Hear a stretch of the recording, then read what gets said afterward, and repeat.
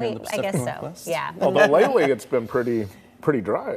Pretty dry, pretty chilly as well. Yeah. So this dry stretch of weather, it does continue as we work our way through the overnight hours and into tomorrow, but that is not stopping those frosty conditions from developing, and that's all courtesy of the clear skies overhead, which does allow for that fog layer to start to develop, just like what we saw over the Vancouver waterfront earlier this morning. After our temperatures managed to fall back into the 20s in many cases, up and down the I-5 corridor at the freezing mark for Salem, and 28 degrees even seen out along the coastline in Tillamook. Temperatures, though, rebounding back up into the mid-40s in many cases, 50s out towards Newport and Astoria at about 50, with plenty of sunshine to go around as we take a beautiful live look at our active sunset, just dipping below the West Hills here from the Vancouver waterfront as we currently sit at about 44 degrees. And our sunset tonight happening at 4:27, and that actually marks today as the earliest sunset that we see all year.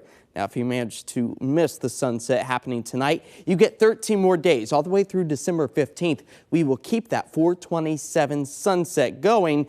But as we approach the winter solstice, the day with the shortest amount of daylight, that's where the sun will be dipping below the horizon at about 4:30. We're still losing daylight, though, during the morning hours with those later sunrises. And then by Christmas Eve, we're talking about 4:32 is that brand new sunset time as we start to grow those days once more.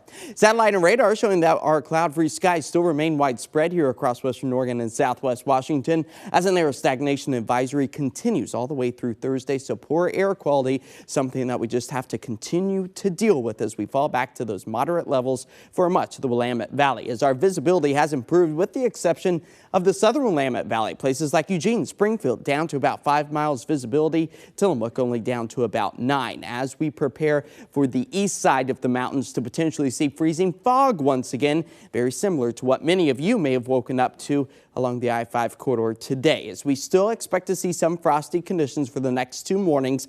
By the time it gets Friday into the weekend, not only do we see warmer temperatures, but our next chance for some moisture. So at least for tomorrow, give yourself an extra minute or two to maybe run by with the ice scraper once more if your vehicle is left to the elements, as high pressure is keeping those skies on the dry side, preventing any new weather systems from moving their way in. But by the time we get to Thursday, that high pressure in the ridge slowly start to break down, allowing for this very shallow shortwave to allow a little bit of moisture and warmer temperatures to find their way back into our forecasting areas. Patchy fog develops tonight into tomorrow. Those easterly winds will help to keep those temperatures closer to 50 for tomorrow. By Wednesday evening, expecting a few more clouds to march their way onshore as we wake up on Thursday with the welcome sight of the moisture once again returning to the I-5 corridor, maybe even some heavier downpours over parts of the coast range. Now that rain potential, it takes us all the way through the weekend and into the start of next week. That's where some long-range weather forecast models could put us close to a full inch of moisture, which would be beneficial because it's been nearly a week with no measurable rainfall.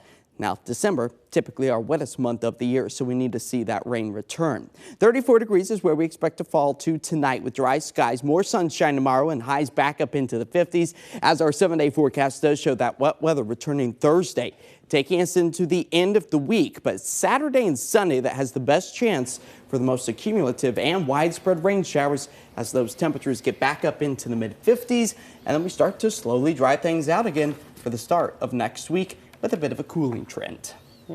All right. You were saying the longest streak ever for December. In December, 20 days. I can't. Oh, wow. we're not going to make that. No. We will not make that, Okay. which is good. I guess so. Yeah. Yes. Hey, a pair of big awards